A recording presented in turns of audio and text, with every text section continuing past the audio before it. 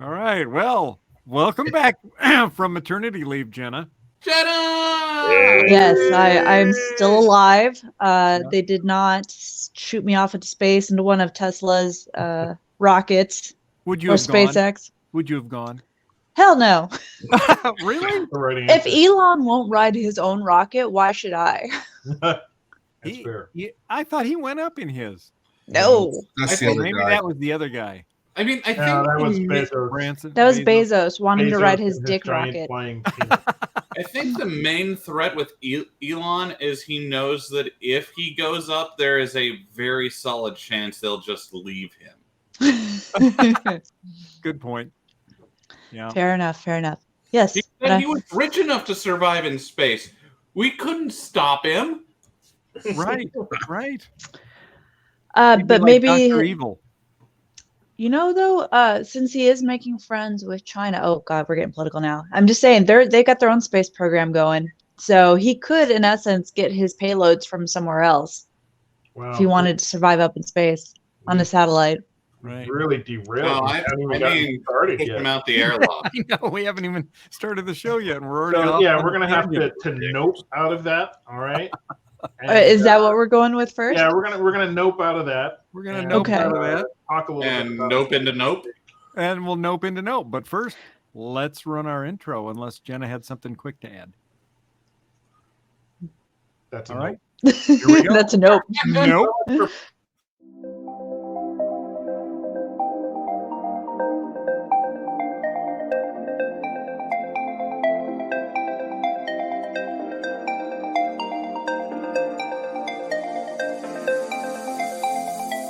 Welcome, sentient beings from all known universes and beyond. It's time to activate your cranial downlinks and prepare to receive a raft of discussion on a cosmic ocean of science fiction and fantasy topics. Interviews with local area genre devotees and insightful prognostication by our soothsayers of science fiction, our forecasters of fantasy, and any other beings that happen to get caught in our gravity well. This is the Galactic Driftwood Podcast.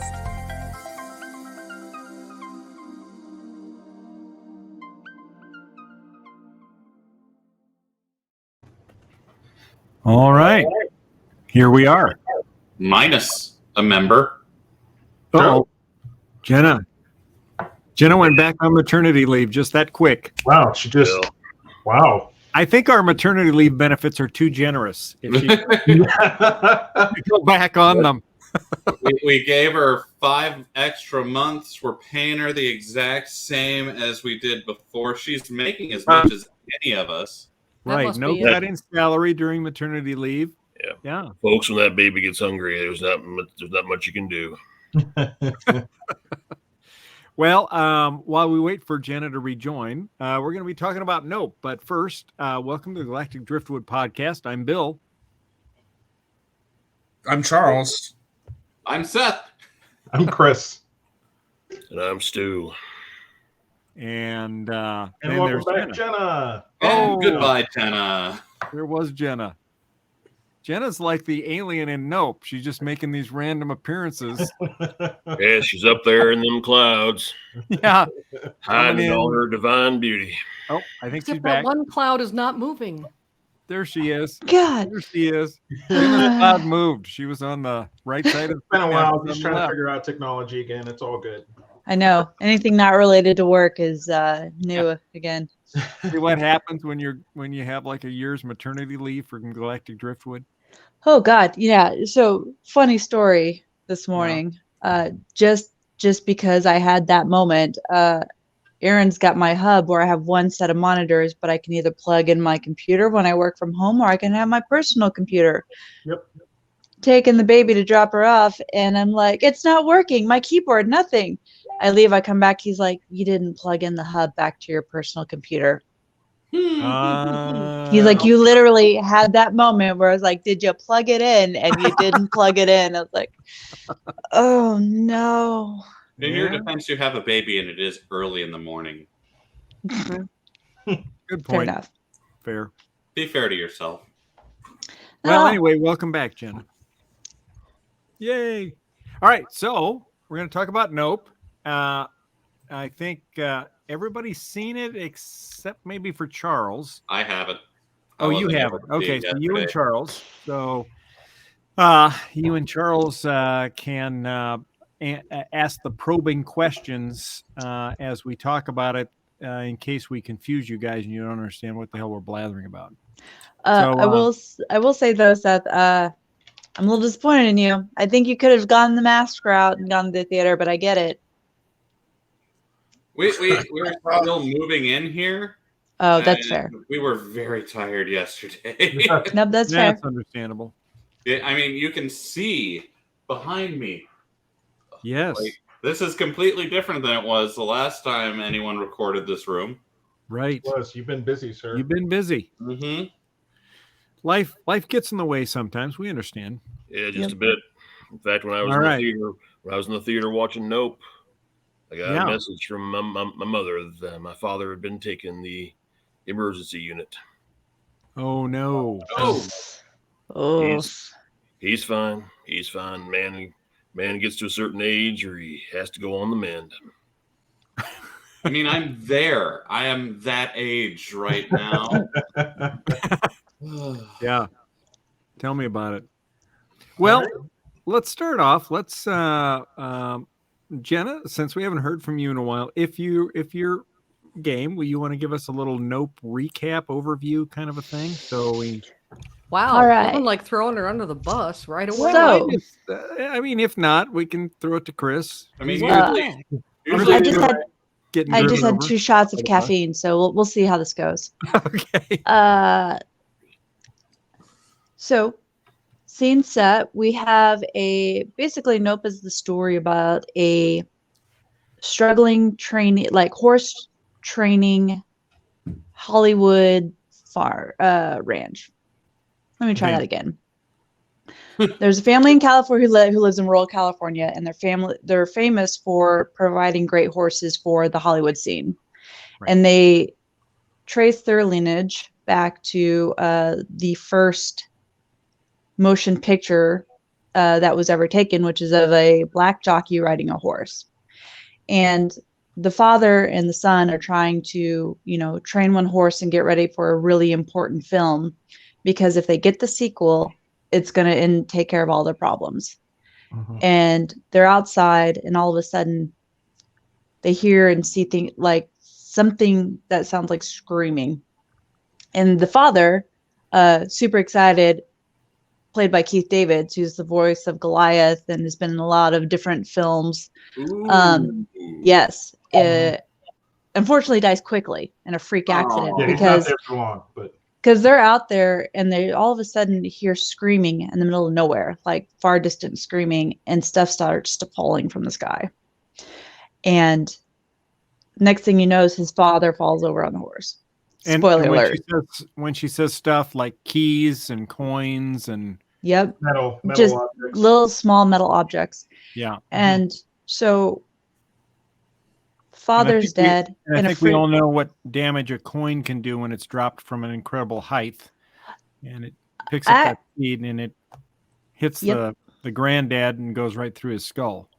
Yep. Well, he was obviously looking up. It went through his eye cavity. Yeah, the way that scene develops is because you don't know exactly what happened until you get to the hospital later, and they do the x-rays, and you find that there was a coin that had penetrated his skull and went right in the middle of his head. But all you see when this event goes down is the father's just kind of slumped over on the horse and then falls off the horse and rush to the hospital, and come to find out some things fell from the sky. And when OJ, who's the son, gets back, we also see that there was a key that fell from the sky and lodged into one of the horse's rears, if you will. So it's pretty, that part was really confusing. It was like, whoa, what just happened? Like, right. How did that happen or anything?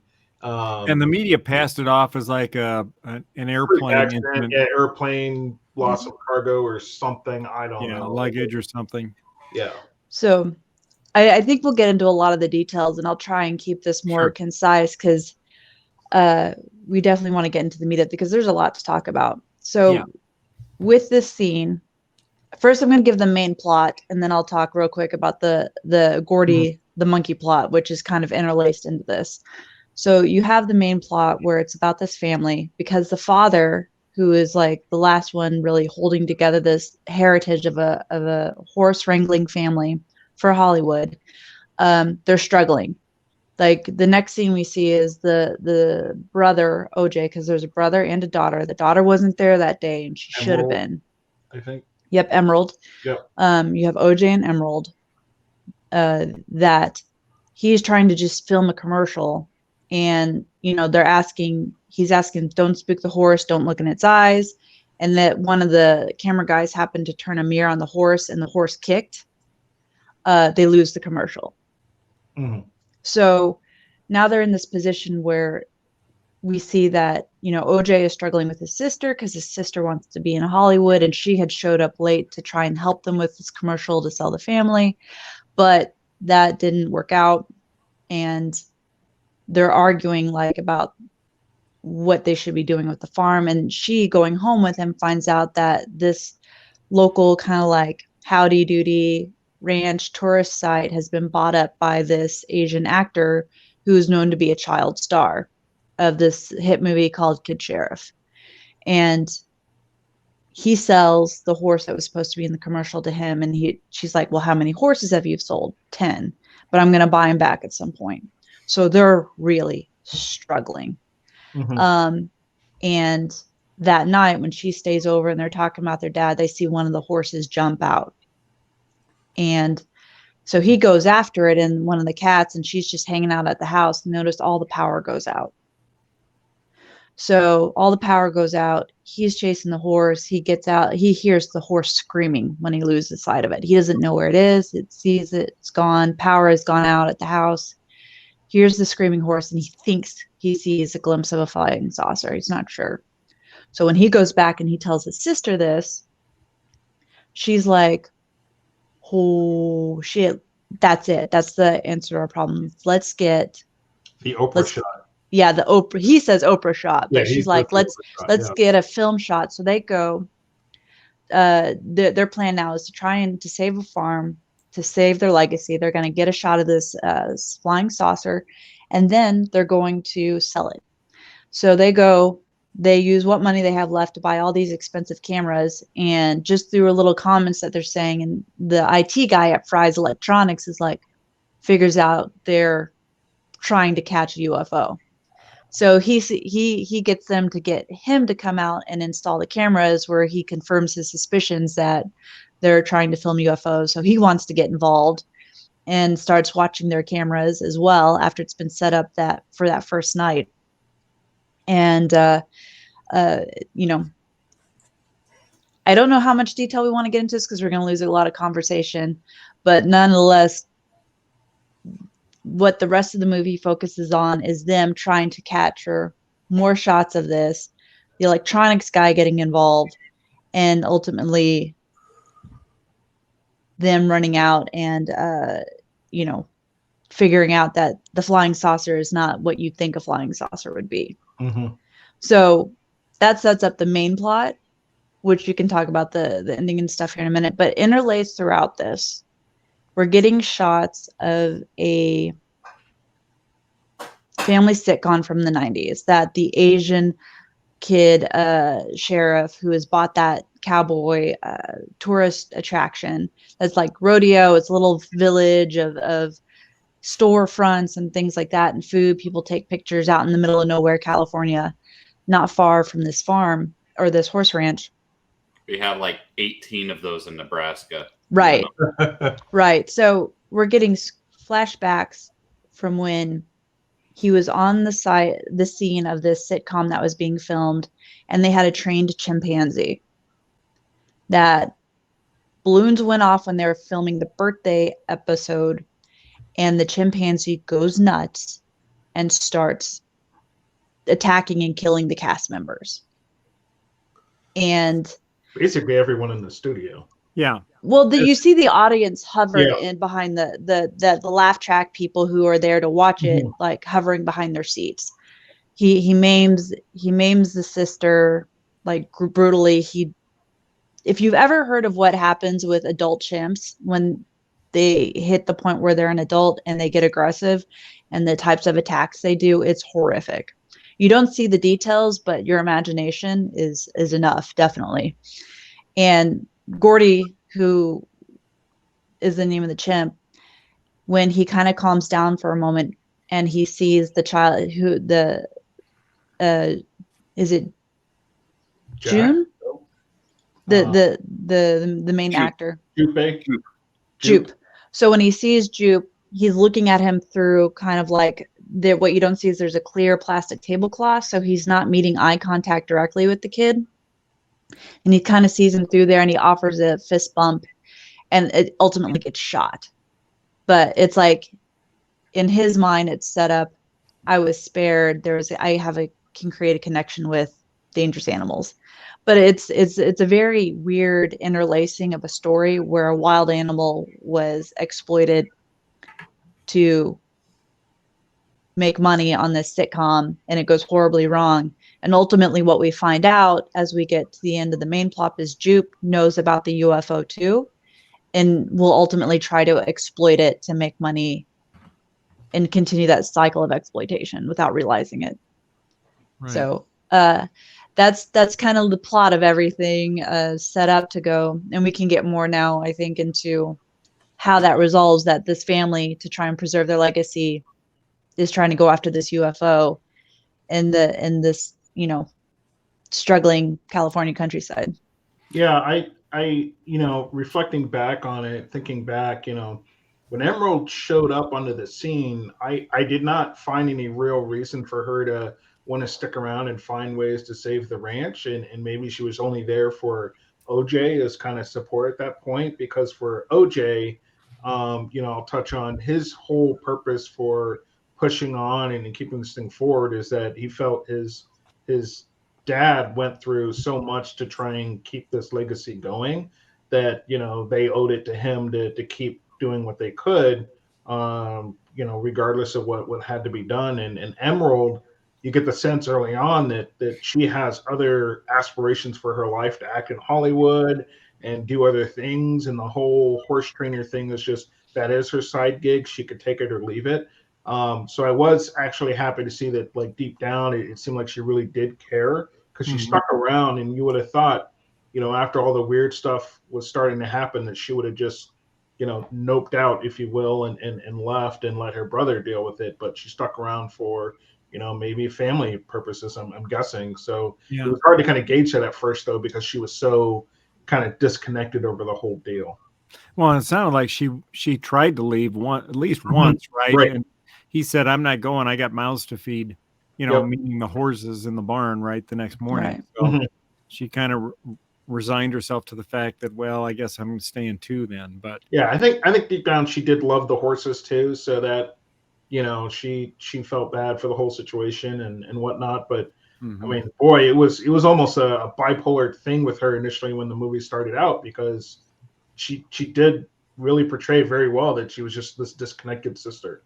Yeah. Really about this family business. This was OJ and Dad's thing, Yeah, and you get that sense from the story she tells about the horse that was supposed to be her horse to train, her horse to ride when she got quote unquote of age, but then they turned around and ended up training that horse for the Scorpion King movie, the job they got. And his dad and OJ and his dad got to do that and kind of left her.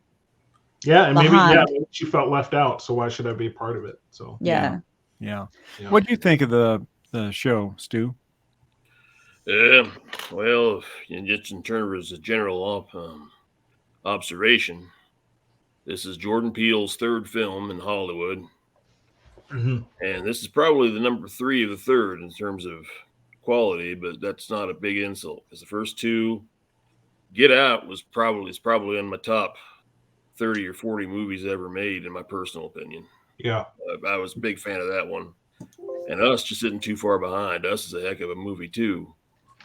So by the time you get to Nope, it's interesting, first of all, that his movie titles don't sound like movie titles. A friend of mine asked me, "What movie did you go see?" I said, "Nope." And they said, "Oh, you don't want to tell me?" I said, "No, that's the name of the movie." Yeah, and I was surprised to find that Nope actually is an acronym meant as an acronym for not of planet Earth. Yeah, you can read it that way. That's Yeah. the big beauty of film and names and any number of things. There's so many ways you can read and interpret. A lot of the folks I've seen online have really interpreted this movie as being about the animals and the lack of respect thereto, and how a truly wild animal cannot be tamed. And sometimes you learn respect for the animals, and sometimes you don't. Mhm. But I think as there are a an- lot of layers to his work, and I could see that, but I think more of the lusting after fame, if you look at the spaceship ultimately as a camera and you look into the eye and you get lost or eaten and churned up and spit out by Right. it. Right. I thought that was a really good interpretation too. Literally. And I don't disagree, but as I was watching the film, and I really haven't seen other people have this take on it, but my take would be that in Hollywood you had this old guard that made their good livings making movies in the shadows. You have these all these films have these huge staffs, and if you're a specialist in one particular area, be it animal wrangling or some sort of special effect or makeup, but if you were any good at it, you can make yourself a living. You could count on that. And as we've moved into the digital era, if you will, which I guess of which this is an example, we're beginning to lose that, because starting back in the 1990s when reality TV started to in its inevitable crest, we have another podcaster. That's beautiful there. All right. We have a podcaster who is a little too fond of sharing. Well, that's the way of the world, my friend. So, are you thinking this is sort of like Singing in the Rain was for speakies? Oh, a bit. I mean, more along the lines of you have the grizzled veterans, if you will, of which I'm trying to emulate in my speech and manner and appearance and hygiene. You had Otis, the man who over a generation he's a horse wrangler, a horse wrangler specifically for the art of filmmaking in Hollywood and living on the outskirts of Hollywood as he does. You can make a good living of that, feed a family. And then you have Anders Elk, who is the cinematographer on the commercial at the beginning where the horse gets spooked, whom they later enlist for his expertise to capture what they initially think is an unidentified flying object. Who's another one of these old men who's now kind of trying to catch on to a job, who has all the real mastery of the craft. Right, because every time they call him, just so the audience gets some perspective, if you notice, he's always looking at old film and playing with film every time they try and get him to come out, because he's obviously obsessed with the craft of filming and kind of jaded with Hollywood, because when they met him, he was just filming a commercial and he was just over it. And you could really tell he was disengaged. He was like, whatever. And it's always kind of about with him being able to capture that impossible shot. Right. Yeah, that's true. Which they were hung up on having him come by to do it because that's what they needed. They needed the impossible shot to get that, as they coined it, the Oprah shot. Right. But we're going to get them that Oprah money. That kind of stuff.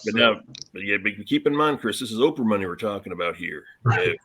If you go back not quite 90 years, there's this movie came out. Maybe a couple of you heard of it, called King Kong.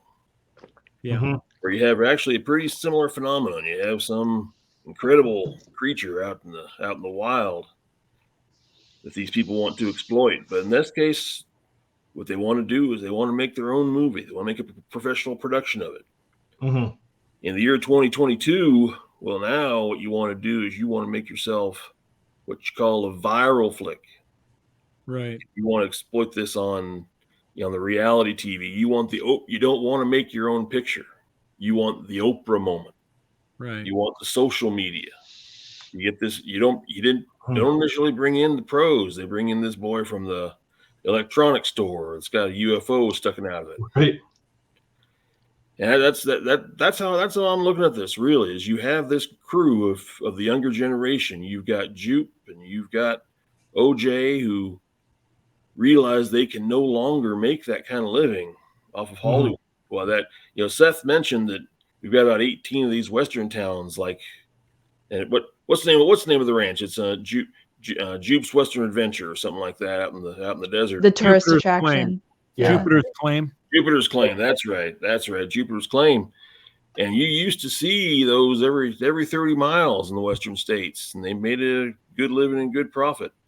And eventually, most of those have gone by the wayside. They have closed up, and they were no longer viable.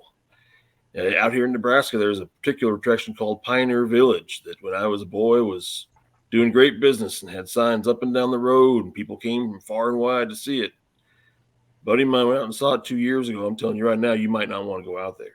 Really? It's in bad shape, and you'll have the place to yourself. Huh?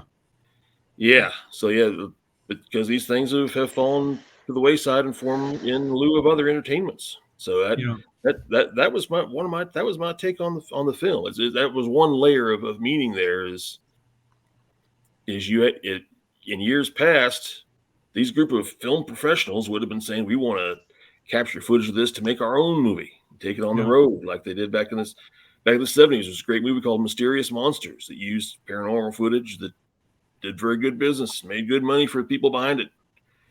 Today, well, no, you want that viral shot.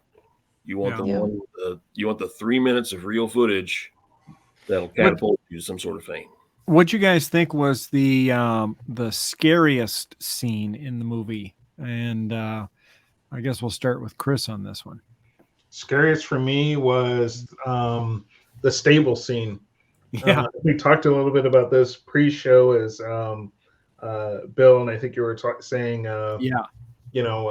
you were thinking of me when this happened, and I certainly was saying nope when this happened. But we both did, and it was funny because we were cracked a bit. We're like, OJ in the middle of the night notices the light on in the barn, so he goes to investigate, and the whole time I'm thinking was like, man, he's taking an awful long walk out here to flip a light switch. And he flips a light switch and then proceeds to walk back in the dark, which again, something's going to happen here. And all of a sudden the light turns back on, and it's like, oh, well, that's a new one. Turns around, and you're kind of looking, and it's like, well, what's going on here? And then you see a figure start to stand up in the darkness, and they do the cool thing where they're kind of, you see what he's seeing, and it's just looking over towards his light switch, and you're trying to see what's there, what has changed, what is he staring at, right? Because Yes, he's not right. moving towards it. He's like, am I seeing what I think I'm seeing? And you're trying to figure out what does he think he's seeing, and then you see this figure kind of stand up, and that's when you're like, nope. I'm out. Right. And basically, that's what he did. He turns around, is like, nope, and then just starts walking. It just, there's no investigation or anything. I'm out of here. And then it seemed to take forever when he got his camera out to get a picture, and there's the scene right there where he's standing there holding a camera, trying to get a picture of the alien as it comes around the corner. Right. And he's just standing there, nothing's happening. You're like, okay, what the F is going on, right? And then all of a sudden you start to see this alien head poke out around the corner. Like, ever so slightly. Just right. So close. So it's just suspense and waiting for it to come out. And it was pretty and what was crazy, it wasn't so much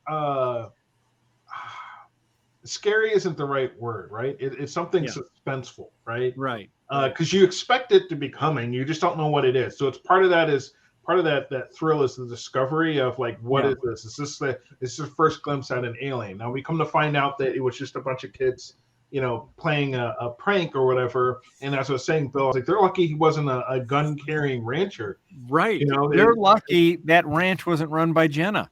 Right. They would have been katanaed or something. Right. He did exactly what I would have did, which is when one like kind of snuck up and hung down beside him, he just turned around and wailed on it. Yep. No hesitation. He was like, oh, better get my punch in now. Right. So that was probably the scariest one. It's scary if you can use that for me. Second one, or probably one of my most favorite parts, was the alien spaceship, or the being, if you will, when it dumped all those people it picked up at the amusement park, when it dumped all their guts and blood on top of the house. Yeah, you that see was it a good raining down. Right. I was trying to think of whether I'd ever seen that in other films before, and I could have just missed it, but I thought that was a pretty good take on just like, here I am, I'm just gonna shit on you. I'm not happy with you, and it was just really disgusting, and I actually enjoyed it. So that was it was my my key ones for my movie. Did you ever see the movie Magnolia? Magnolia. I don't think so. I know the name though. Yeah, the Paul Thomas Anderson film. That's what that brought to mind for me, was just because you have these mysterious falls from the sky. There was a guy named Charles Fort, the great paranormalist from the early part of the 20th century, who would document these crazy things just mysteriously falling from the sky. That's the first thing that I thought of when I'm like, oh, it's going to be that kind of movie. Okay. And which it didn't in fact turn out to be, but that's the first. That was sort of the flavor that I got. It was like something just fell out of the sky. What the heck is that? So. Well, how about you, Stu? What was your scariest scenes? Oh, scariest scene is probably the when Jean Jacket. I don't think we've named him yet. The Jean Jacket, the entity out in the desert is chasing OJ. Yeah, and he figures out, through his years of dealing with animals, dealing with horses, if you don't look it in the eye, it's not going to perceive you as a threat. And here he is. I mean, there's nothing you can do. This thing is way too powerful for him to. He doesn't have anything to resist it with. Now, all he can do is not look. Right. And that's how he survives. But he is that close to death. Right. Out there. He showed really good resolve. If you go on a tangent there, for lack of a better word, his character is supposed to be kind of, I don't want to say emotionless and kind of mundane, but that was kind of how he's supposed to be portrayed. But that he kept his wits about him in that instance. And there were times, where he's sitting there and he's like, "Don't look, don't do it," just stayed focused, and he kept his cool. And you have a lot of the other people around him that were just kind of losing it, right? They either look up or they'd freak out and start running. And he did a pretty good job of kind of keeping his cool on that. So that's a very interesting depiction of what we saw going on in the movie. So and that's the back of Jupe's jacket that he wears. He runs Jupiter's Claim, the Western Village, right? And so I think he had this jacket made once he figured out he had a way of getting the alien to show itself and do, perform tricks basically in exchange for horses as food, I suppose. Yeah. But Jenna, how about you on your scariest scene? So here's first let me say why I think that question is hard for all of us in terms of scary, and then I'll tell you what and what I think they could have done better to make it so creepy, and then what I thought was the scariest scene. Okay. Because Aaron brought up the fact that the movie loses some of its suspense the minute they show the creature. Whenever you show the creature in a horror movie, you run the risk of losing the mystery and the suspense. And you also take the bigger risk that it will be outdated due to technology more quickly. And what he brought up, which I think would have made a lot of sense to keep the suspense and scary, is you never see it directly on film. You only see the creature. If they would have kept it to where you only see the creature through the camera, through the pictures when they look down, even the cameras on the house, like you're only getting glimpses of it in pieces, or or through like the slits in the building, the corner of the eyes. Like if they would have done that, then where you never get the whole creature, it would have kept a lot more suspense long term. Right. You would have missed the epic final shot where you see the creature in all of its full territorial glory, which was really cool, because you almost get this impression of an interdimensional creature, like if you're familiar with Skinwalker Ranch, some of the theories of what's going on out there, they say it's UFOs, it's Bigfoot, but some of the less well-known theories is that at Skinwalker Ranch, it's interdimensional creatures that blink in and out of our dimension. So, and that shape and that full like aesthetic of the creature when the attack mode gives you that, and that's really cool. But again, you lose some of that, like that. If you never saw that scene, you just would have seen the shadow coming up on him, and just the horse. That would have been scarier, yeah. Yeah, or the reflection in his eyes. Like if there would have been shots of that would have been really, really cool. Mm-hmm. So what terrified me the most was honestly the Gordy scenes with the monkey. Yeah, right. Because it's gruesome, it's terrifying. You're just hoping he snaps out of it, the aggression. And like I said, because you don't like, one of the most horrifying scenes is you see this poor teenage girl, you see her feet from the pet peeking out from the couch, and you see the monkey climb on the couch and jump down, and she's gurgling and just pounding on her. Right. And then you see him go down and chew on her face. What we see realize later is his face. But you don't see the details. You're hearing it. Like the what they did for the sound of that was very well done. And then he comes out and he's just this cute little monkey covered in blood. Yeah. Getting ready to do a fist bump. Yeah. He doesn't necessarily act cute at first. It's almost a menacing stare as he kind of sits back, checks, he's poking the girl's feet, and then he kind of slowly turns over and looks directly at you, directly at the camera, in this kind of menacing look, and you're not sure, is he going to charge me? What's he going to do? He ultimately walks up to the kid and goes to give him the, the first fist bump, but it was that look there is you don't really know what's behind what's going through that monkey's head. Right. And you can only suspect. And the impression I got was he's touching the girl's foot to see if she's okay.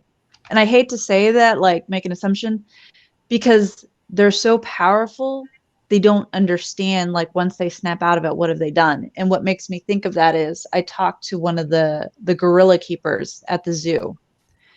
And he told me about an incident because he's like, they're 5-year-olds. They're these great, powerful, super strong creature with the mentality of a 5-year-old. And he was telling me about how one of the silverbacks was shaking the cage and really upset about something. He wanted to get out. And so the zoo people were like, okay, we're going to get you out. And just as he unlocked it, he had shook the cage and tore at his arm. Like he didn't mean to, but he had tore it and hurt it. And he screamed and came back. And it's like, because it had basically torn his shoulder. And the gorilla like jumped and he like backed up, and he felt bad. There was obvious guilt, like, oh, I had hurt you. I didn't mean to. I was upset in the moment. And there was almost that same sense of touching her foot. Are you okay? Like, what's going on? Like that, the whole instinctive rage clearing. And I think that's really because Jupe ultimately thought he was going to create a show with this creature by training it, by feeding it horses and earning its trust.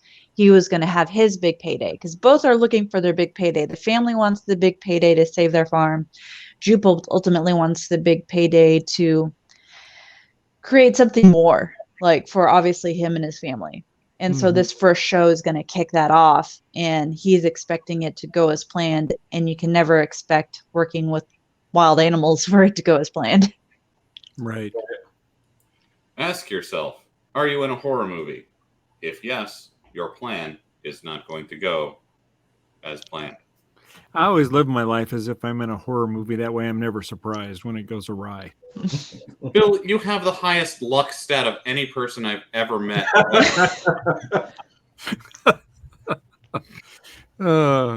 Fair. I'm halfway convinced that this is all a simulation, but you're the player character, and we're So I want to talk about Mr. TMZ here for a second, because that was a really Oh my god. Oh yeah. He shows up and I'm like, who invited? It's a really weird helmet. I've never seen one like that before. I don't understand why there's like the one cut up hole. Maybe it's like Daft Punk inspired. I'm not sure. It was weird. Guy shows up, and even his behavior and talking is really weird. But he was it ended up being a much funnier scene later on, because he ends up running into the alien ship. When it's moving around, power gets kind of sucked out of whatever area it's in, and the guy in a motorcycle starts flying down the road, easier to investigate. And it's an electric motorcycle. Yeah, it's an electric motorcycle. So he ends up getting into a horrific kind of crash, which I still don't understand why the bike wouldn't just lose momentum and why. Well, they said as they were talking about it, they said that it creates a reverse electric field. Something weird like that, but and so what it would do is, if once the electric motorcycle hit it, it would just seize up because it was so powerful in reverse or something like that. So anyway, I wasn't what quite happened. sure if I thought into the physics of it. I'm not a specialist in that area. But anyways, guy gets ejected off his bike, completely wrecked, and turns out he's still alive. And OJ goes out in an attempt to save him. And the only thing the guy could think about: why aren't you recording this? You should be getting this on video. Why, don't come near me. Don't pick me up or save me till you get a picture of me. Right. That's all he seems to care about. He's like, look, this is going to be great for the tabloids. I want you to get this, or it's going to help sue you for whatever reason, because nobody can explain why your bike just all of a sudden failed. But the guy was 100% didn't really care about himself per se, just the get it on camera, get the shot. How dark? Go ahead. Darker could that have been if he'd have been like, take my picture? No, please. My insurance will not cover this unless you have a picture. Yeah. But I think it tied into the whole thing that Jenna mentioned before about this being sort of a reference to Hollywood and how it just sort of, eats everybody up. Right. And I've seen that comment out there on the internet where this giant alien, he's got this big sucking hole in the bottom, which is, like Jenna said, represents the all-seeing eye of the Hollywood camera, right? That just sort of chews you in, sucks you in, and then spits you out. And it was the same thing, this TMZ, it just another reference to the whole Hollywood industry where well, now you see, I'm going to disagree with you just a bit on that, because I think the TMZ guy is he's more a representative of he's like anti-Hollywood. I mean, a Hollywood guy you'd have a crew and you'd have all these professionals out there who really know what they were doing. Then you've got this guy with a funky mirrored helmet. He looks like a freak with his little amateur camera setup he's got going here. It looks all sophisticated, but it's just one camera. I mean, now that's the new media. Yeah. There was a time when, again, go back to King Kong, when you'd have this whole crew saying, we're going to capture this thing and make a film out of it. We're going to do our project. Here's this guy saying, I live for just one shot. I mean, if one shot goes viral, that's how I'm going to make my money. And take the glory from the people who are working to build something. Right. Yes. So I was hoping when that guy showed up, because he had the weird helmet, the weird camera setup, that somehow, he caught on that there was this event happening here, and maybe he had some kind of special knowledge and he was aware of these UFO alien things and was going to help them in some manner. And then when the guy was like, when she was like, I'm TMZ, and I'm like, oh, well, you can go ahead and die then. Like, who cares? Right? But when the guy showed, it was such a bizarre getup when the guy showed up, and I was just like, maybe, then we find out he's on an electric bike. Of course he is. He's screwed. That whole thing. But when he first showed up, I was like, ooh, who's this guy? Out of nowhere that shows up, and he goes, oh no, this is some media jerk that we're going to kill. More food for the monster. Right. As opposed to Anders, the old school cinematographer, who goes way low tech. He brings in a manual, this hand cranked camera. Really, not dissimilar to the type of setup they would have had to film the initial jockey. Actually, well, it's way more advanced than that. But I mean, this is equipment from the silent era that he's bringing in. This hand crank thing where it's like, okay, is this going to be 24 frames a second, 18 frames a second? What's he going to even use on this? And that's the only way that he could get after it, was just use something that's not electric. Okay. And that's a real pro. That was the plan. But he gets so caught up in his own obsession, and I think again, it's that self-indulgent, I think, line where you go too far and end up destroying yourself instead of creating something that's lasting. Because he gets so caught up in the high of, because you can't blame him. He survives death, gets this amazing artistic moment. He's probably literally in shock and loses all of his senses riding that high, and then puts himself in a position to be eaten. Right. Like, because he wants to go get another shot. He wants to get that impossible shot. Well, he got the impossible shot with the lighting and everything, but then he wants to go get another one. Right. Get another angle. Right. It's not enough. Yeah. Like and I thought of you, Seth, because he was wearing a utilikilt out there. Well, and then I had another question. So one of the other things that I read on the some analysis of the episode was that, so this is a black family on this ranch, right? And this weird stuff is happening to them. They're being kind of terrorized or traumatized by this alien thing. And they know nobody will really believe them unless they have photographic evidence, that perfect picture that proves that this is happening. And some of the comments that I've seen was like, well, that's sort of a reference to police brutality against people of color, right? Where this abuse is happening, but nobody will believe it unless there's photographic evidence. And then and another example of that kind of thing hits the media and goes viral, and then that's what prompts the outrage and prompts change, I guess. So I don't know. Did you see that at all, Chris, as you were watching it? Or? I didn't really, but I can see where people are coming from with that. It was, for me, it was the where I would draw the line at was really with the dad. How it was kind of disregarded in terms of a freak accident in his death, and how there really wasn't much more of an investigation. Not that you could really explain much beyond that. They could just be like, well, we could spend, weeks investigating and not really get anywhere with that.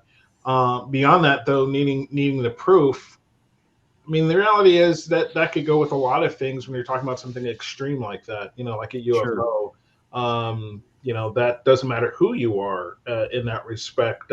Even if you did have the proof, it would be, scrutinized to some degree, because a lot of things can be faked these days. So actually, I'm thinking on it.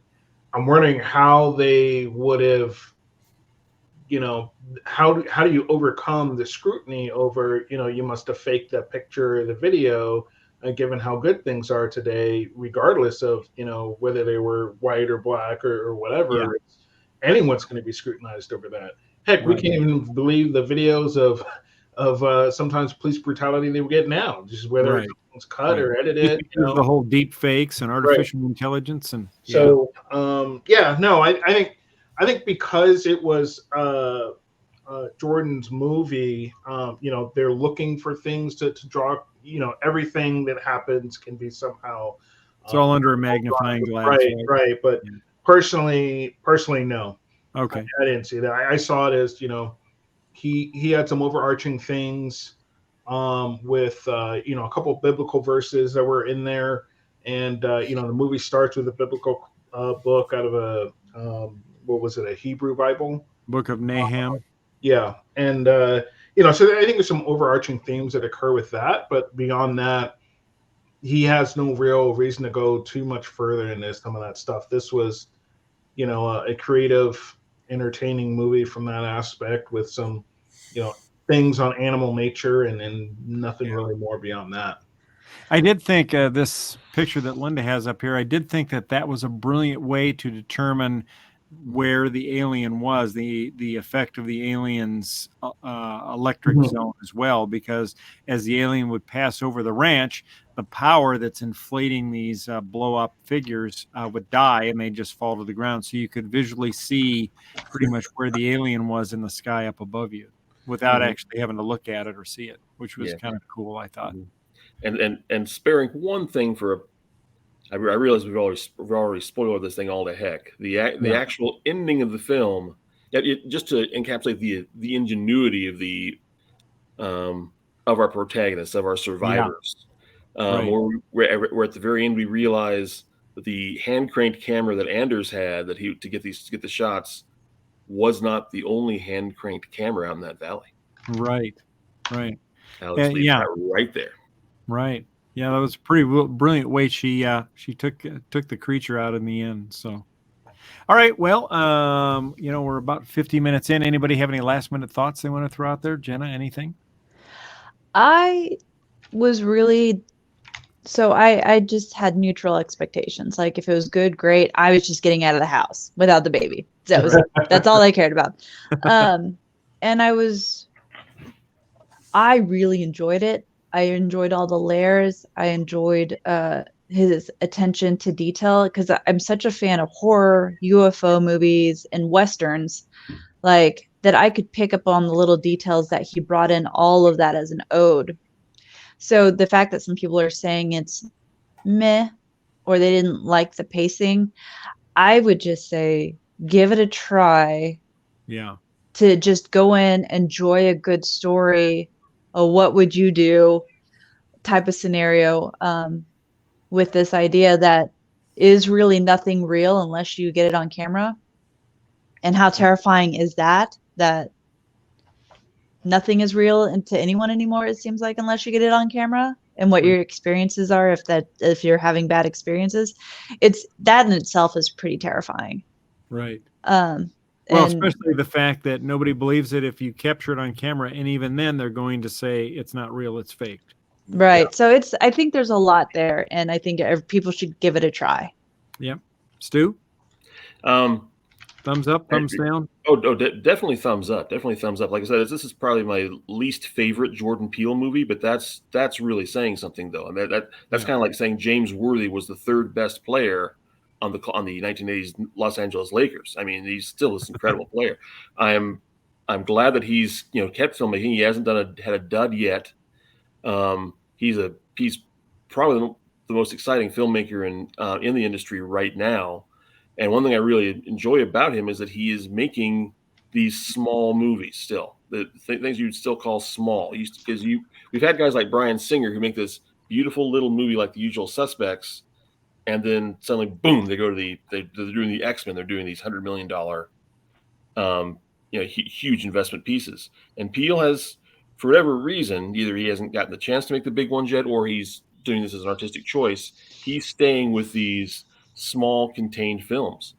Yeah. That's the way that was old Hollywood. Again, to go back to my thing about one of the themes of this is the death of old Hollywood, the death of these people who could make a living, boom, boom, boom.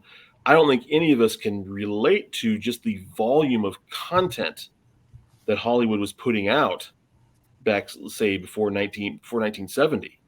Sure. I mean, just the number of professionally done films that were coming out was just staggering compared to now. The theatrical films, so there was of really good quality. But because most of them were smaller productions, you didn't put huge budgets in there. You put competent budgets, and you said, we'll do well here. And yet, to me, Jordan Peele, he's a very exciting director, and he's doing it in the same vein as a Howard Hawks, as a John Ford, where I'm going to make my movies, and they're not going to have $120 million put into them because I don't need it. Right. Yeah. Quality. Yep. All right. Yeah. Well, Chris, what are your thumbs up, thumbs down? Yeah, definitely thumbs up. Again, it was enjoyable. If anything, I would have hoped the movie would have been longer to dive a little bit deeper into some of it, but it's very intelligent in that it allows people to have conversations over these themes like we're having now within the film, and kind of what did we take out from it, and right or wrong of what was intended in different parts. I like a film that we can always continue to have these kind of discussions after it's been made. So I enjoyed it a lot.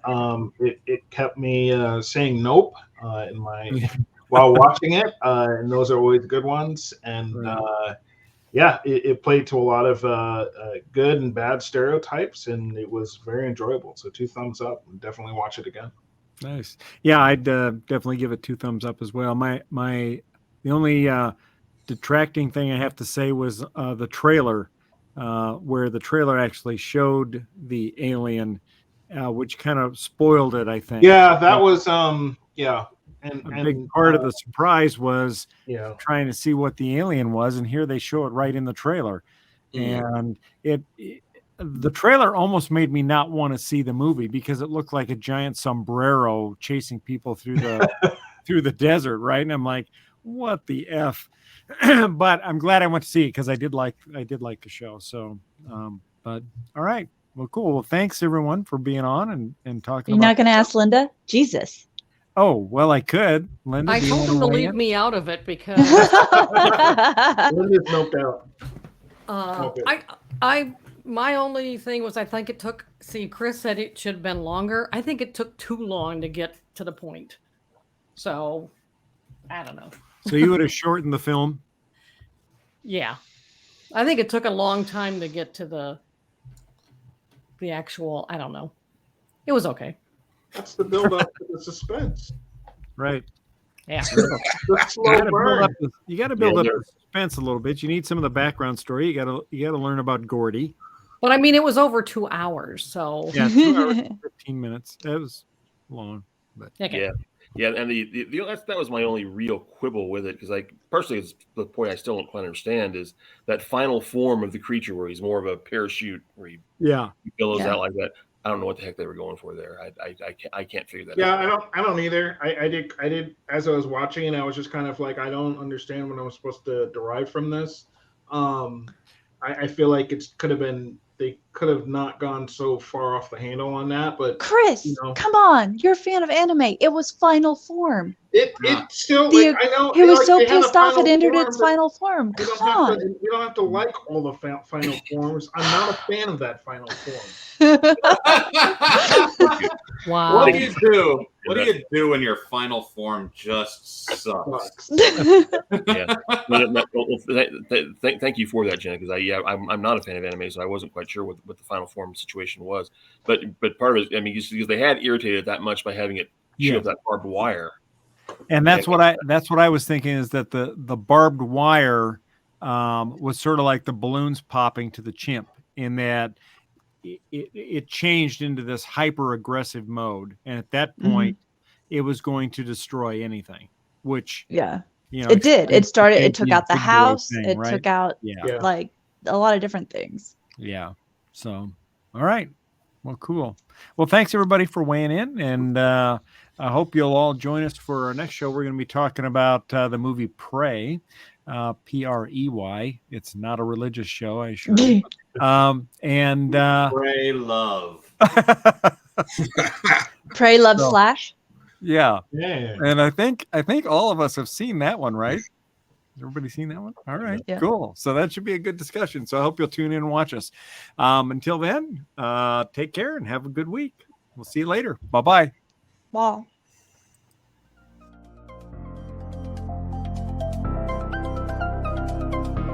Thanks for listening to this episode of the Galactic Driftwood podcast. For more information and past episodes, please visit our website at galacticdriftwood.space or subscribe to us on YouTube. And now, please deactivate your cranial downlinks, collect your towels, and be sure to watch your step as you exit our gravity well.